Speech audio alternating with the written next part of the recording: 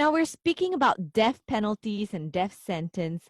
Can you tell us a little bit more about the capital punishment here in Malaysia? Under what grounds is it sentenced?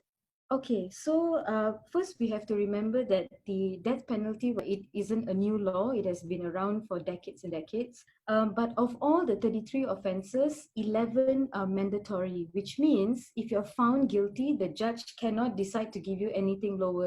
And of these 11 offences, 9 are from the Penal Code and 2 are from the Firearms Act. I Yeah. see. All right. Now, but how many countries around the world have actually abolished this the capital punishment or the death penalty, and how many still retain this sentencing? So more than 100 countries in the world have abolished the death penalty. However, there are some countries that have the death penalty, but they have a moratorium, which means they have no executions. A moratorium is like an order of not to execute, and that just stands until there is a change in it, which means countries that have the death penalty have not executed anyone for the past 20 years, 30 years, 50 years, but it's still there. And then there are countries where the laws have been tabled in parliament and then they've been amended or abolished once and for all. So just like how banks are imposing a moratorium on repayments, a moratorium is actually a decree by a government or an instruction or an order of no execution. So there are some countries that have the death penalty, they have the death sentence, but there have been no executions because of moratoriums. Or they have amended the law to say that certain crimes, like for example, drug trafficking, doesn't warrant the death penalty. So because in all countries across the board, the most number of people who are on death row are for drug trafficking. Mm. And very close to that is perhaps murder. And then maybe countries that are plagued with wars, civil wars, etc. It could be terrorism, third. But Wow. all of these people have not been executed because of this moratorium, or just a number of them? So they've all been charged with offences that warrant the death penalty. However, there are also the appeals. They've all been charged first. This is the first stage, perhaps. I don't have the breakdown of whether they have exhausted all the other avenues. So right now, these are the cases that maybe could be pending their case to be heard in the Court of Appeal. Yeah. Now, personally, Kasthuri, do you oppose the death penalty? Yes.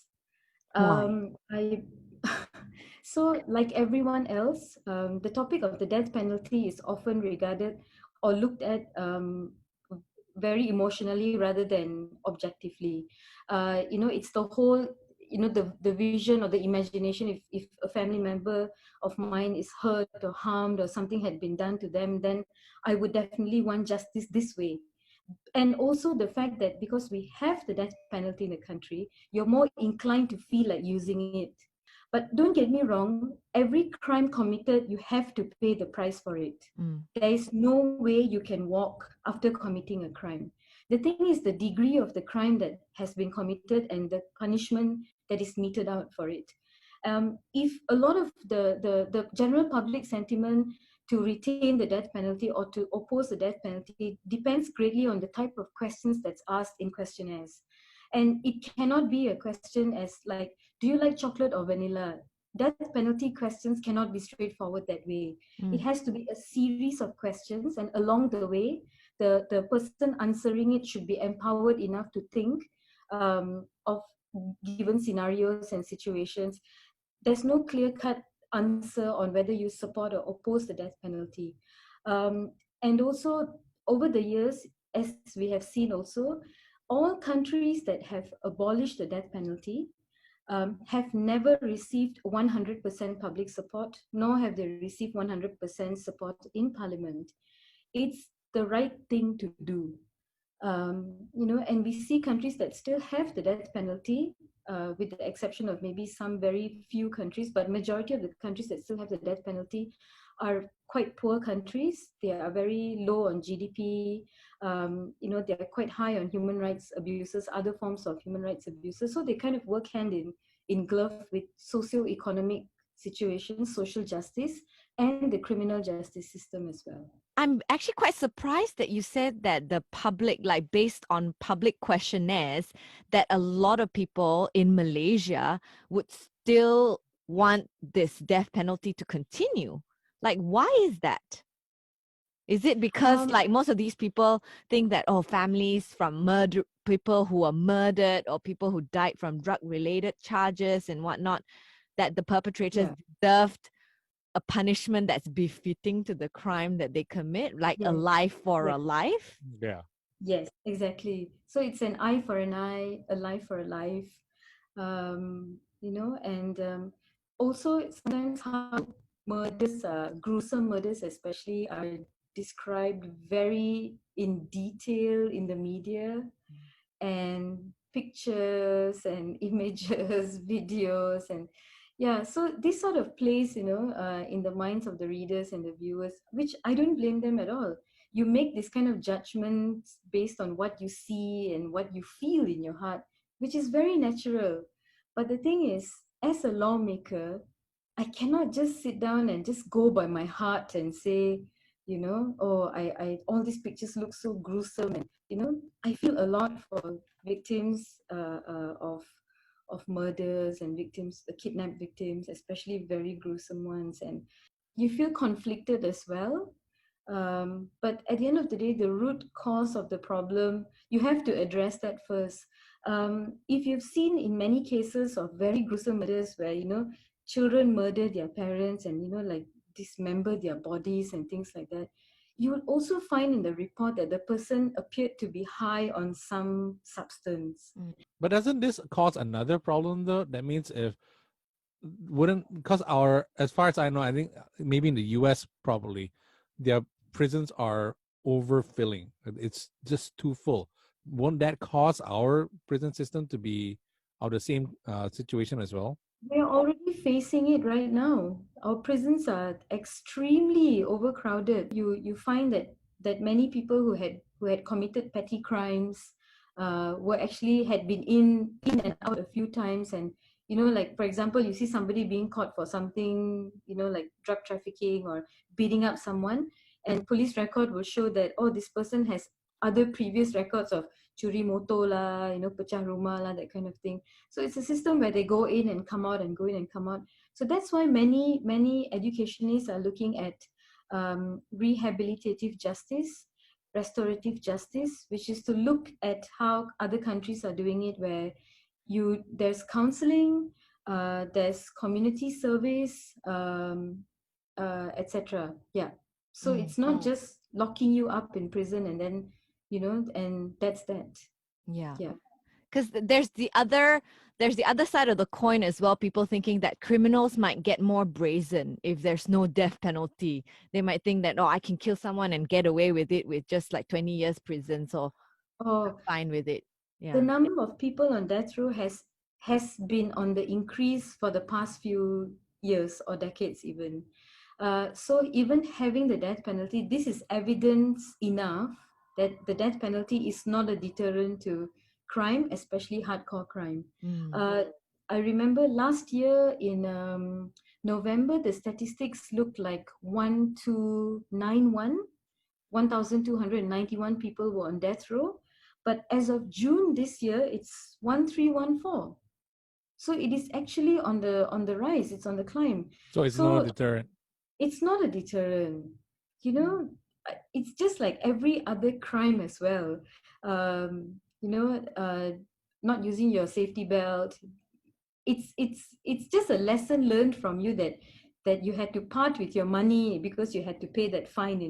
But you may always forget to use your safety belt or not use it because of or it feels uncomfortable and all that. So until and unless we invest more in education, creating an awareness, I'm thankful that we have the moratorium. But again, if you commit a crime, you must pay for it. There's no two ways about it. And abolitionists like me, we are firm on that. It's not to say that because you don't have the death penalty, you commit a crime and you're like, okay, you get a light sentence. No. If you rape someone, you will be charged. And if you're found guilty, then you will have to serve your sentence, 20 years 15 years, 25, whatever. Mm-mm. How about Malaysians who are on death row in a foreign country? Can can we, as Malaysians, help get them out of death row in a foreign country? Um, so there have been some questions about this. Normally, it is through the embassies. I believe from the last time I got some statistics, we had about maybe 40 Malaysians who are on death row in different countries. Sometimes we don't know that they are on death row because these countries, they take a while to update the the the country of origin of the person on death row. But I believe because there is the understanding of sovereignty between countries, just like how Malaysians are on death row, for example, in Singapore, uh, how we plead to the government, and Singaporeans are, the government of Singapore is very, very tough. So it's a bit of a double-edged sword in the case of Malaysians who are on death row in Singapore.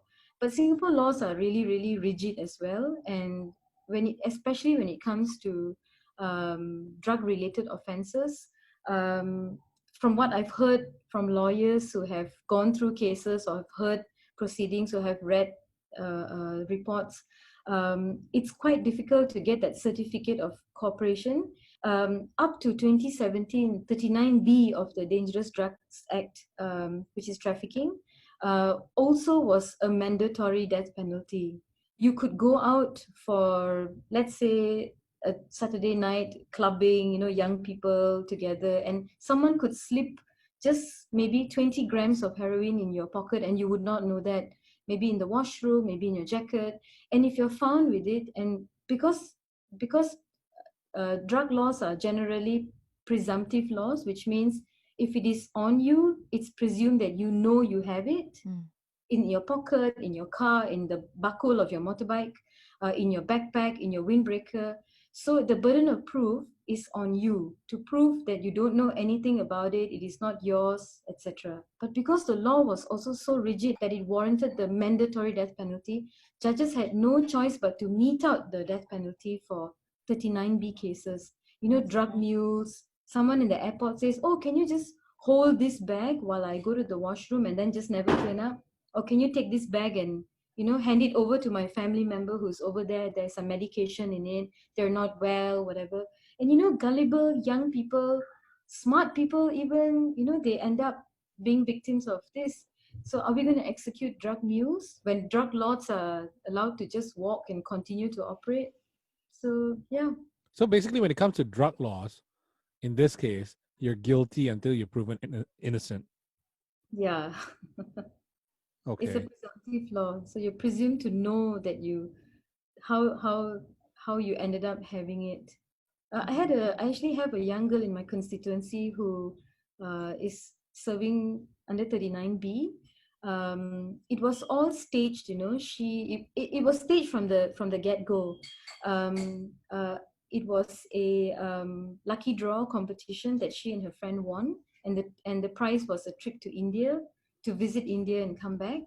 And in the airport, the travel agent said, "Oh, actually, my sister-in-law asked me to bring this like Punjabi suit, the kurti tops and Yeah. sari. Can you, she lives in Malacca, but she'll come up and meet you in KL." And this girl, who is actually a student in a local university, said, "Okay, no problem," and carried the bag. And then, she cleared Bangkok, but when she landed in Sepang, she was stopped. They went through the bag, and it was actually, the drugs were stitched in the lining of the bag, Oh. and they found it. And obviously she had no idea. But the one good argument was, because she's a small size girl, all the clothes in the bag were like L, XL, double XL. So one main argument was that this bag and the contents of it don't belong to her. And she's a drug mule, and she didn't know the content, she wasn't aware. But how do you prove? How do you tell the judge, I had no idea that it was in the bag? It was, yeah. So those kind of situations, it's very tough lah. So, and So this basically, don't trust anybody. basically, yeah, don't Don't trust. carry anything for anybody Don't anywhere. carry, Yeah. yeah. Don't jaga bag. Oh, I'm going to go to the washroom for a while. No, you know, many airports now have lockers. Tell them to go and find a locker and leave it there, or take them to the nearest security guard or police and say, nah, leave it with the police and go. But don't. Yeah, we've seen too many cases, but it doesn't discount the fact that some people knew. I know of cases where they were forced to do it because the house was going to go for lelong, and they knew that if they carried this package from point A to point B, they would get so many thousand ringgit, Mm, and they did it. mm, You know, the whole idea of seeing your mother, your wife, your family without a house, and they say, oh, don't worry, it's just a small packet, nobody will know, and they do it and they get caught. mm, Oh, true story, you know. And yeah, so you all you can do to assist them is to try to find them a lawyer who can do the case pro bono, assist them, etc. And these are families, again, lorry driver, bus driver, you know, karani, wiring man, contractor, yeah.